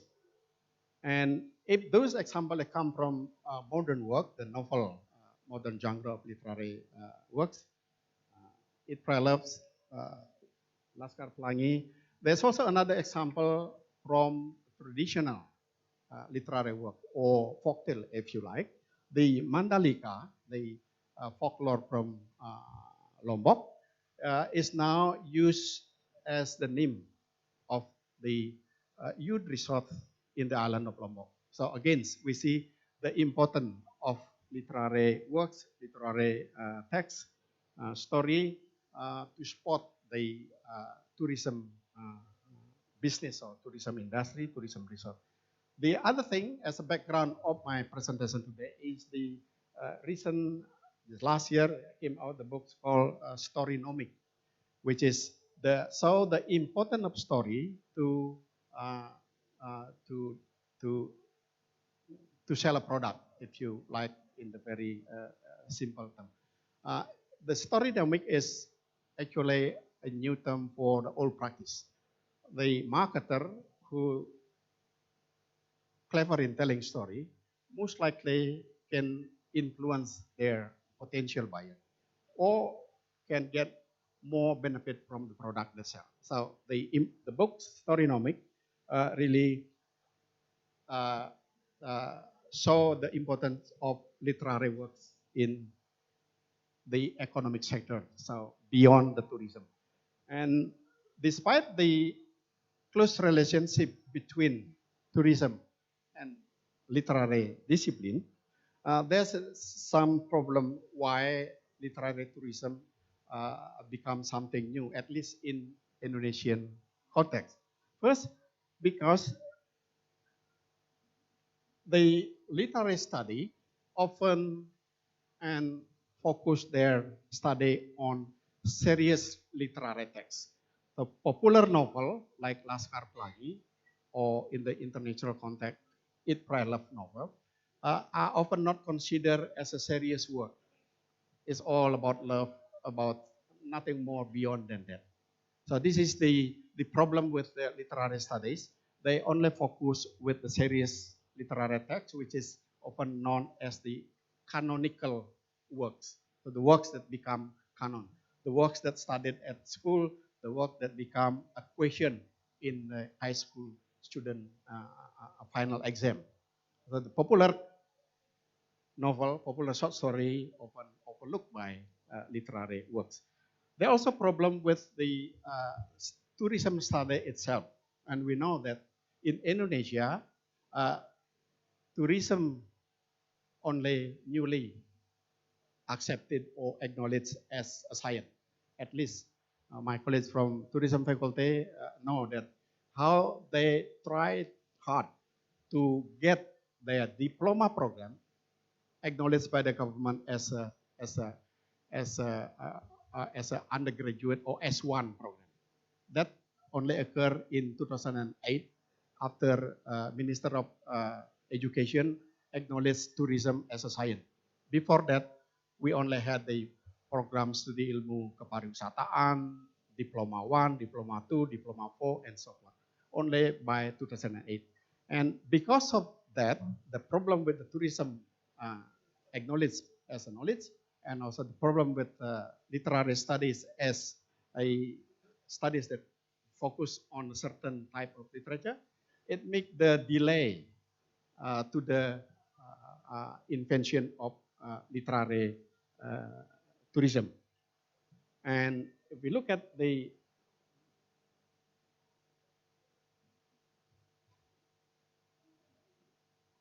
what happened among international scholars, the literary tourism has been around for many ages.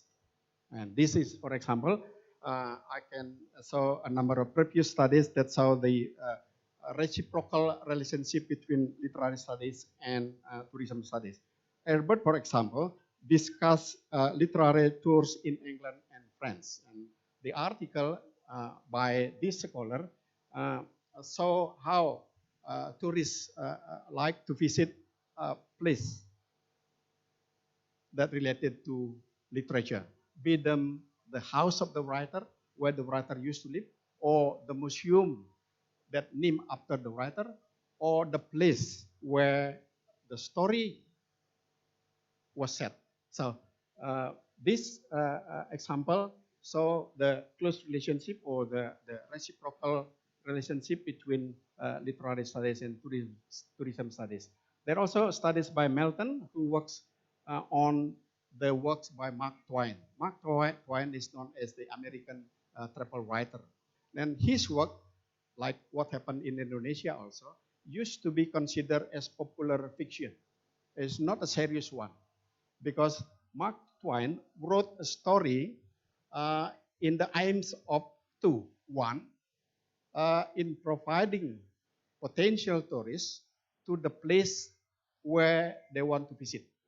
So before American want to go somewhere, they like to pick up the works by Mark Twain. So they read to make sure that if they go to that place, they have enough knowledge about that. So a cultural shock could be avoided. The other thing is to share his experience as a travel writer for those who cannot afford to travel. So by reading Mark Twain works, they can go to a certain place, although only through words on page. So this studies by Melton saw how important is the literary tourism.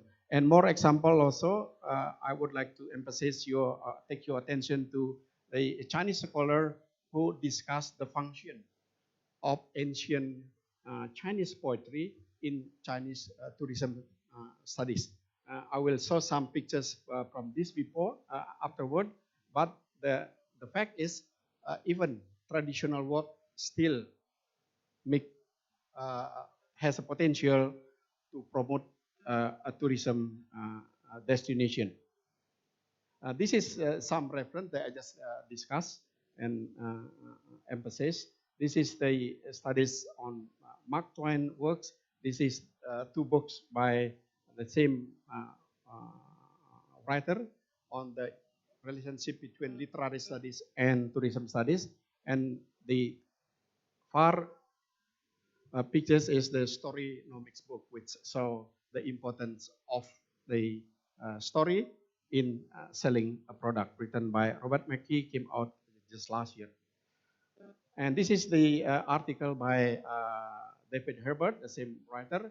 The title, from the title, we can guess the content of the analysis. It's published in the Annal Tourism Journal, one of the most ranked one Scopus Index journal. Literary places, tourism and the heritage experience. Artistic and literary places in France as a tourist attraction. So in this article, he discussed the literary places that related to the author, artist, and so forth. Now, before giving a further discussion, I would like to take a break and take you towards the trial or the preview of the film Trailer. Only 2 minutes, not 2 hours.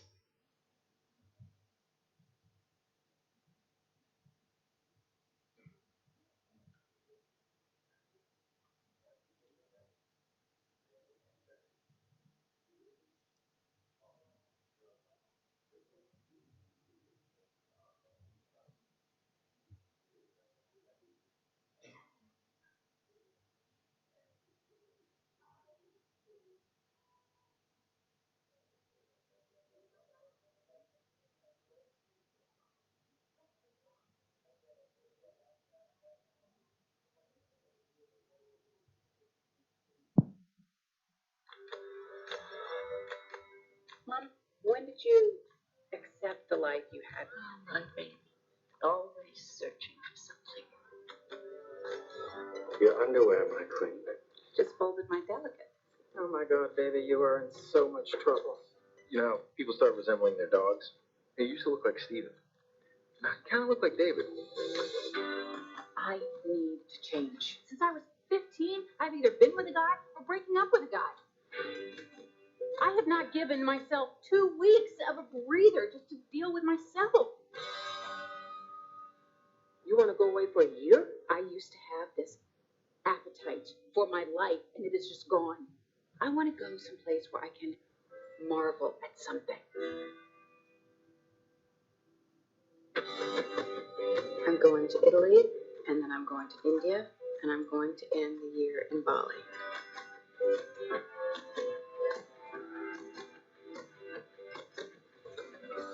I'm having a relationship with my pizza.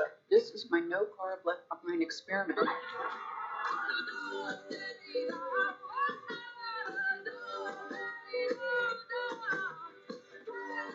If you could clear out all that space in your mind, you'd have a doorway. And you know what the universe would do? Rush in. Everything else will take care of itself. Yeah, thank you very much.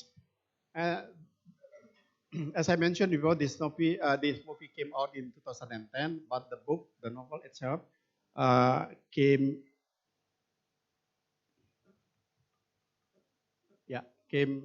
in 2006. And from 2006 until 2010, 7 million copies of the book were sold. 7 juta exemplar novel, 7 million. And that gave a lot of power of promotion of the place that they features in the novel, of course, including Bali. But the impact of the novel is far beyond that. And now we know that in Ubud, there's the novel is used as a marketing tools.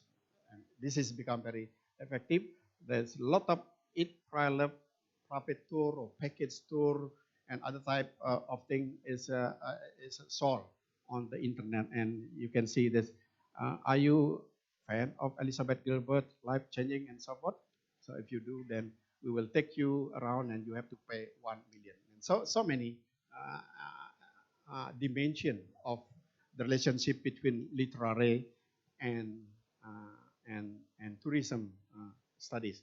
Now I will identify, as I mentioned before, the at least 4 area of study. What can we, as a literary studies researcher and tourism studies researcher, to work together in order to provide a more kind of innovative work outside of what we already done so far. One is literary places. As I mentioned before, literary places included writer's house, where the writer was born, and sometimes the legacy of the writer become so magnetic, where a lot of people like to come there. A museum that dedicated to the writer, not only there, but also graves where the writer was buried could become a tourist attraction. I will come and give example later on the point I discussed, and also place where story are set. The second point can be discussed is the literary event. And this has become a new phenomena, which is interesting but untouched by both literary researcher or tourism researcher, because they probably think that the literary event is not belong to them. If the festival, the Kuta Festival, Legian Festival, Sanur Pelet Festival, is most likely easy for those who study tourism to research it. But when it comes into literary tourism, they consider, hey, that's not our area, so leave it, other people do. And the same thing, way of thinking also occur in people who study literature. Oh, this is not our area of inquiry and so on.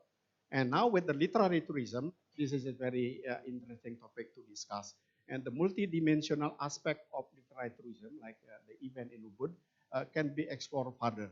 And again, the literary event in Ubud, for those who pay attention to it, it first started in 2003, again, 1 year after the Bali bombing. And I somehow involved in the planning of the first festival, and told by the initiator, Janet Denip, they would like to do that in order to regain the popularity, the confidence market of tourism. So they like people out there confidence to come to Bali, to come to Ubud again after the big terrorist attacks the previous years. So there's a lot of things can be discussed there. And the second area of studies of literary tourism can be directed to the contents or the theme of the literary text. I did some studies on the relationship between Balinese and Westerners as presented in literary text by Balinese writer. I found that interesting things where in the story, Balinese man and Balinese woman, Balinese man and Western tourists easily fall in love to each other, and they promise to get married. But in the end of the story, almost every single story on that theme avoid the mixed marriage between Balinese and Westerners.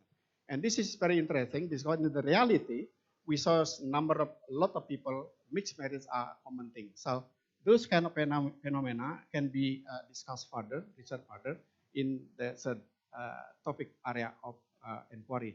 The last one is the transformation of literary text into movie, into a film. The long of the movie Eat, Pray, Love is about 2 hours, and one third of them set in Bali with the beautiful picture, as we just seen it. And to make those kind of pictures seen by the international community in the world will cost a lot of money, Stanley. When I asked my friend who worked in the tourism ministry, he told me that the cost to put an ad for 30 seconds in the international television like CNN or BBC could cost 75 million, 75 juta only for 30 seconds. But we thank to the Elizabeth Gilbert or to her movie who promote Bali in such a long duration of time, but Bali costs really nothing about that. So those kind of things are really interested to study with the collaboration between literary researcher and tourism researcher. And this is literary places. I had a chance to went to a small town of Dumfries in Scotland, yeah. And the small town is really framed by the popularity of the poet Robert Burns. Everywhere I went, I saw the statue, the street direction, the Burn House, Robert Burns Center, museum, almost every single pub in the city of Dumfries claimed that the poet used to be drink beer here. So the popularity was really important and then used to frame. And this is also how city map loaded with the information of the poet. And this is a report from Compass how the house of the Russia great writer, the Nobel Prize, Dostoevsky, as a tourist attraction. And this is what I mean by the role of ancient poetry in China used as a tourist attraction. So tourists who come to this place can see the pictures, the figure of the poet. In addition, they also can taste the poetry itself. So if they come there, they know the poet, but they also can read or can taste what is the beauty of the ancient Chinese poetry.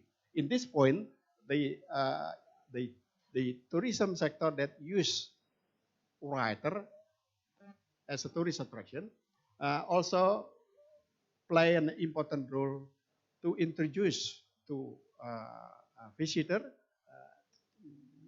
We can define them as an ordinary tourist, some kind of literary works which they might not read as they in their daily life. So that is another point of the using the literary works or literary places as a tourist attraction. And this is some pictures of yeah, thank you. Of the from the Laskar Pelangi. So this is the replica of the school. People like there to take pictures. The selfie area really meets the situation now. People come to where the Laskar Pelangi. In the Belitung, they also build a museum, the literary museum, the first literary museum in Indonesia. This is pictures from West Sumatra, Padang. They clearly declare the object wisata Siti Nurbaya. Siti Nurbaya being the female character of the novel Kasih Tak Sampai O Siti Nurbaya.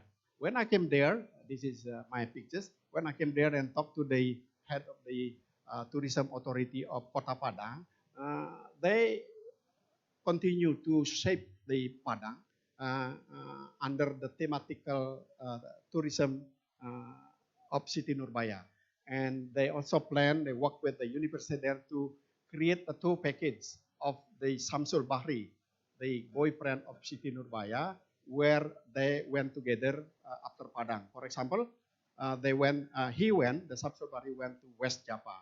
So there's potential there to create a package tour to follow the step of the character. So more kind of area of studies for literary tourism can be made. This is Bukit Padang where Siti Nurbaya and Samsul Bahri went for a weekend recreation. So everything shaped. And if you happen to go to Padang, you might like to go also to the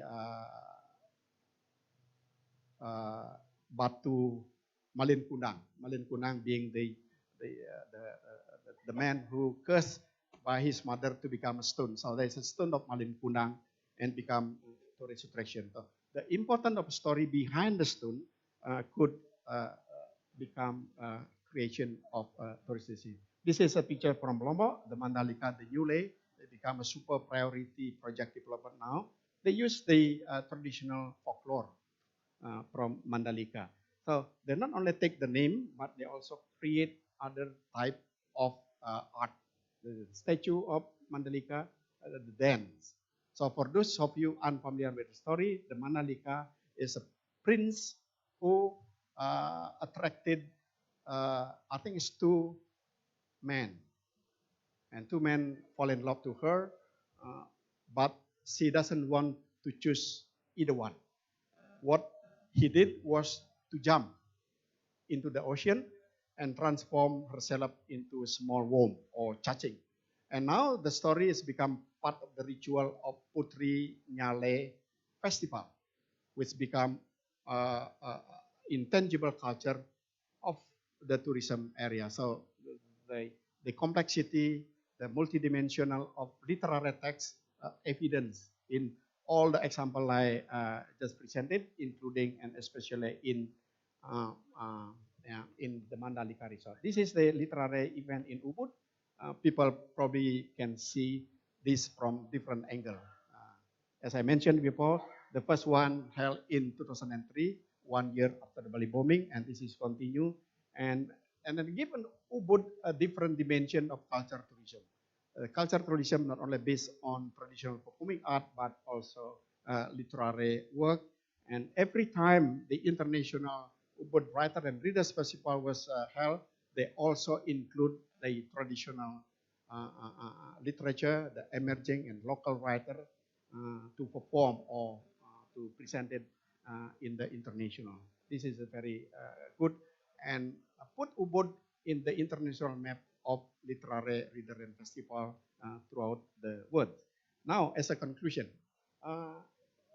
let me just read this. Multidisciplinary approach of literary tourism provide a new and interesting area of inquiry for both literary studies and tourism studies. So, if so far tourism studies only focus on customer loyalty, sustainable tourism, medical tourism, and so forth, now there are more other that over there that can be explored in order to give provide the interesting and new subject of research. The contribution of literary tourism to literary studies is in its interest in analyzing non-canonical literature. As I mentioned before, literary studies only focus on serious work. They ignore what is called the popular novel or popular story.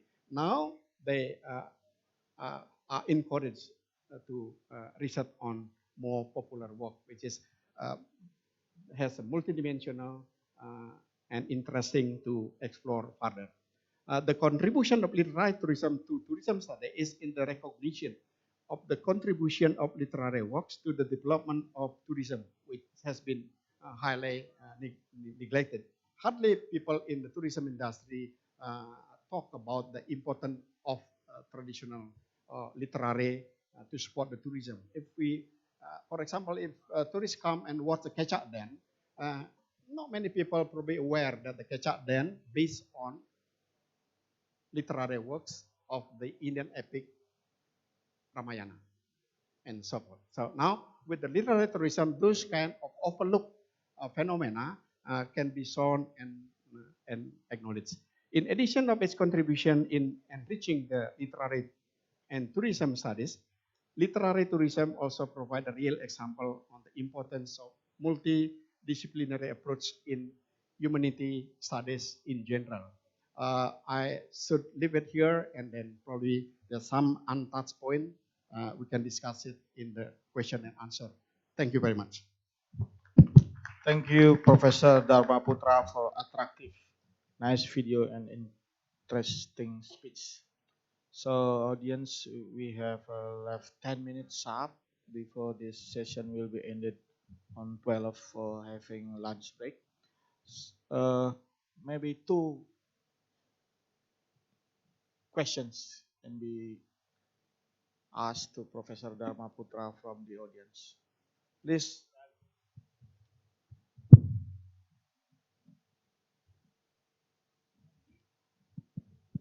Thank you very much. I am 1 year from the Faculty of Arts, Udayana University. Pak Prof, this very interesting piece of talk just now. I've got two questions.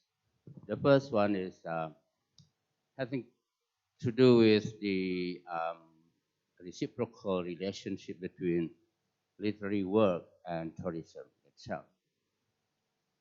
As we know that the increasing number of tourists coming to Bali, for example, whether or not it's in line with the number of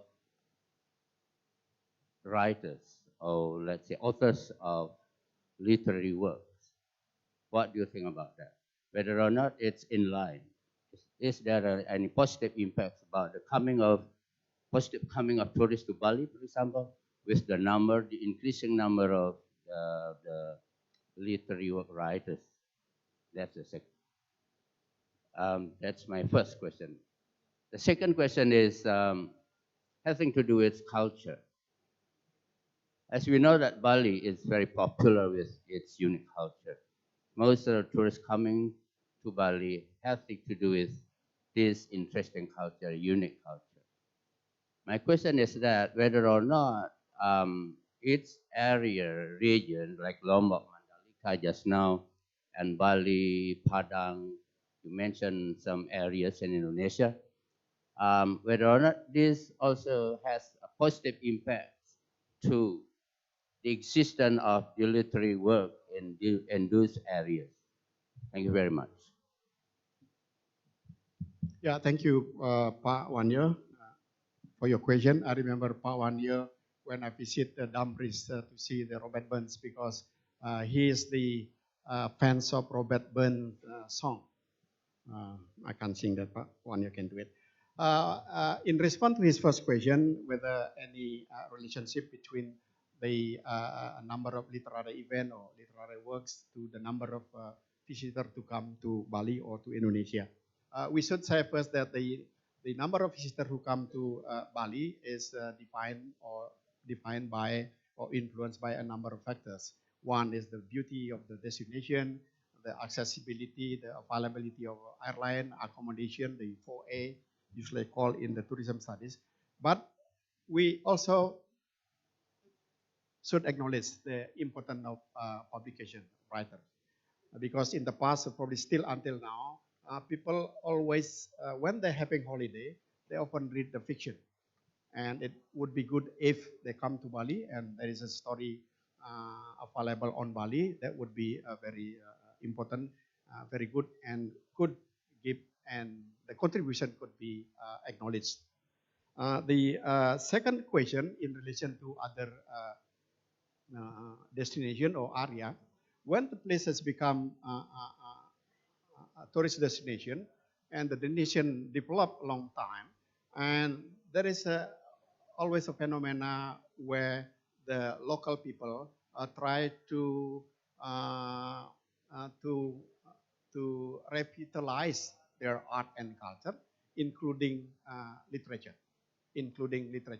And now, if you go to Lombok or you go to Raja Ampat, people or guide or tour guide there will never miss to tell the myth, the story, or the legend behind what a visitor can see. So as if you go to Komodo Island, people will talk about. So the intention to the story, to the literary work, will become more important in line with the development of those destinations. Thank you. Okay, another question. Last question for Professor Dharma Putra. Please. Thank you for your time. My name is Mimba. I'm from Faculty of Economic and Business. Thank you, very nice presentation. I was very interested in listening about storynomics. Yeah, I think the storynomics are not only related to tourism, but can be related to business in general. So the impact of story on the business is something that I think we could collaborate between our Faculty of Economic and Business, and other related faculty. So this is just a proposal and maybe something that could be considered what we could do for the small medium enterprise companies, because then as a buyer, when we don't know about the story, we feel something that we pay too much for the product, for instance, like a statue. But when we know that in creating the kind of statue that we need even meditation or something that very spiritual, then we could also understand that why they sell it's a very in a yeah, we said that we could increase the price of the product that sell by the companies by introducing the story behind it. So the storynomics, I think it's very important, not only in the tourism but also in business in general. So I think what we could do because now we have a lot of researchers here, maybe perhaps we could do a kind of joint work to help the communities. I would like to hear from your side. Thank you so much.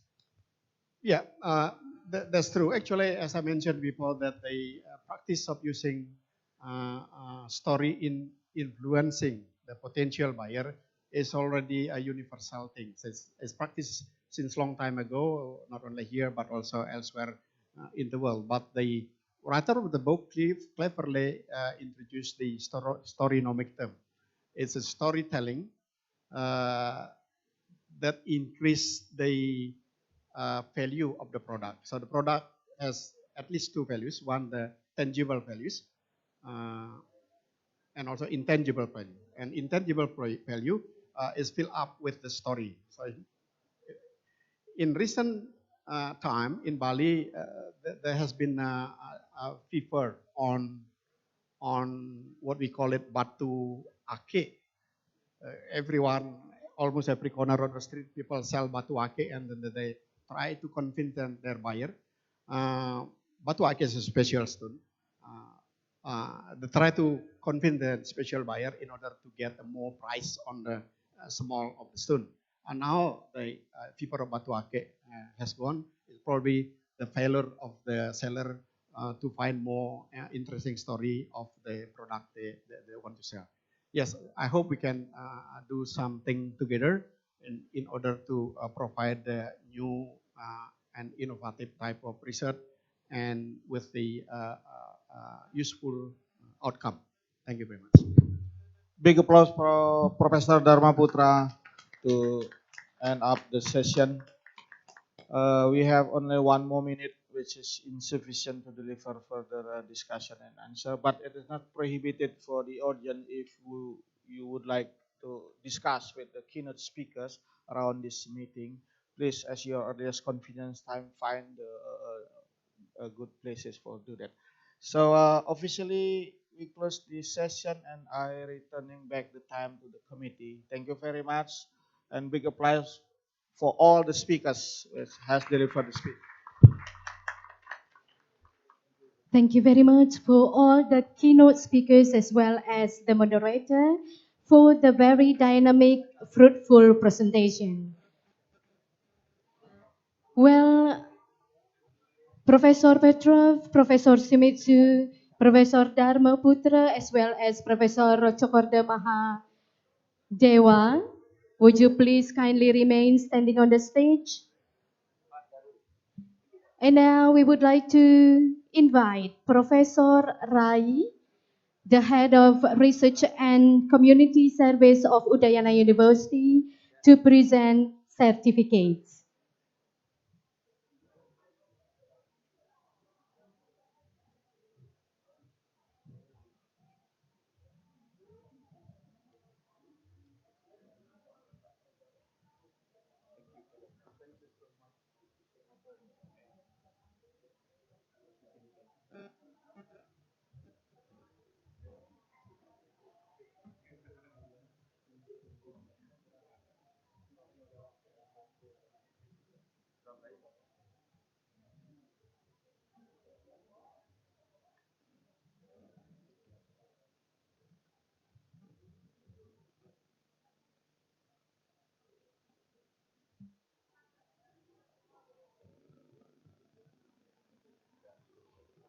Well, thank you very much, professors.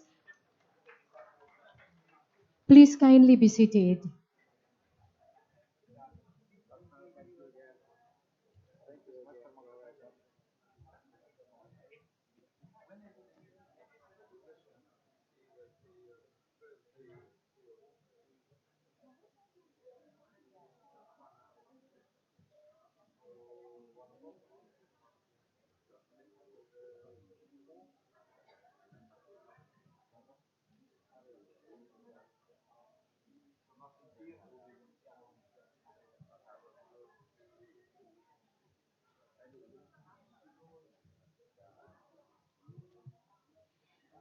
Well, ladies and gentlemen, that is the end of our plenary session of the second ICOS today. But before you leave the hall, we would like to inform you the following matters. The first one, poster presentation is